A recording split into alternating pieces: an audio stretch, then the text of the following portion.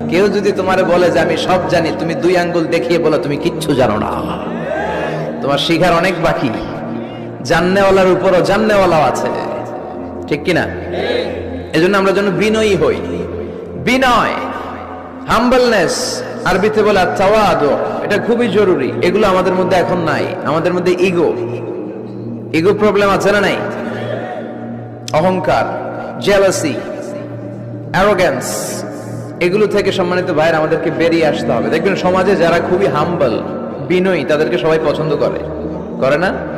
আর অহংকারীদের কেউ পছন্দ করে না। সামনে সালাম দেয়, পিছনে গালি দেয়। কথা বলেন। এজন্য অহংকারী হবেন না, বিনয়ী হবেন। বিশ্বনবী বলতেন, আল্লাহ আপনি আমার বিনয়ী বানান, আপনি আমার ধৈর্যশীল বানান, আপনি আমার শুকর গুজার বানান।